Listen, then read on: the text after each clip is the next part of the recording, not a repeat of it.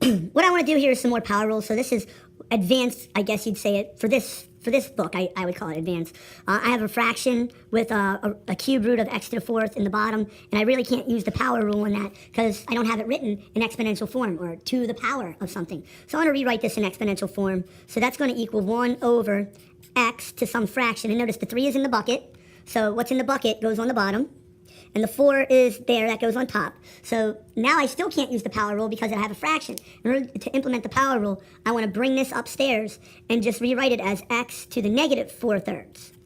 And now I'm going to do the power rule. Y prime is going to equal negative 4/3 x, and now I have to minus 1 from that. So I'm going to write 1 as 3 over 3, and that gives me to the negative 7/3.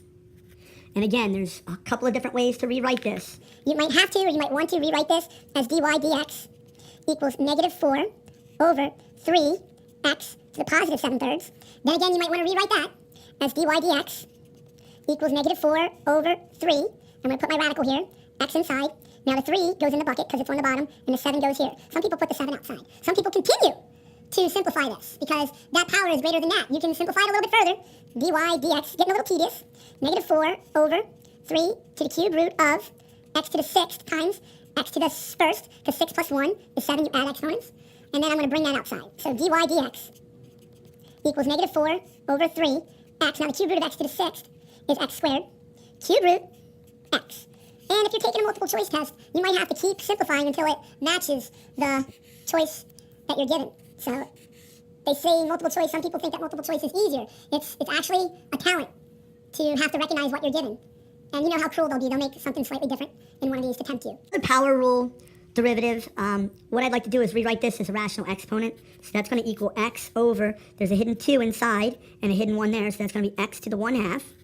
And then I'm going to bring him upstairs. So that's going to give me x to the first times x to the 1/2, negative 1/2. And now I just add exponents, and that's going to give me equals x to the 1/2, because 1 minus 0.5 is 0.5. So now, that's not my answer. That's what I can use to find the derivative. So I have x equals x to the 1/2. And to find the derivative of that, I'm going to use the power rule. So I'm going to do 1/2 times the 1 in front. So the derivative is going to be y prime equals 1/2 x. Don't forget to subtract 1. But I'm going to write 1 as 2 over 2. Negative 1/2. Again, some teachers will let you stop there. Others will make you persevere. So it's going to be 1 over 2, x to the 1/2. And some teachers will let you stop there, where other teachers will make you continue on. Dy dx equals 1 over 2 radical x. Now, notice the 2 is on the bottom, so that goes in the bucket. But you don't have to put that 2 there. If there's no 2 there, it's implied that there's a 2. And the 1 goes on top, and again, you don't have to put that 1 there. But that could be your final answer. And that's about as far as you can continue with that particular expression. Now I want to find the derivative of these two. Again, there's really no numbers to manipulate, so you're probably going to have to at first go to your list of derivatives in the derivative table, and there it is, the derivative of e to the x. Wait a while. Is just e to the x.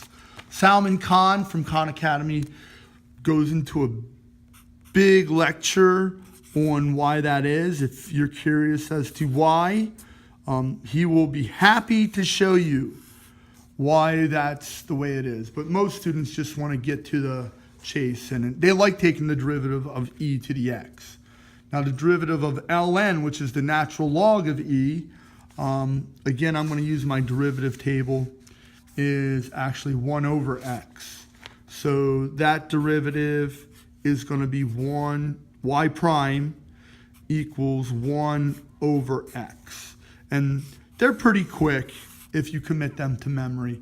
And again, there's other videos out there on YouTube that will explain and actually derive why those are the derivatives of y equals e to the x and y equals ln x.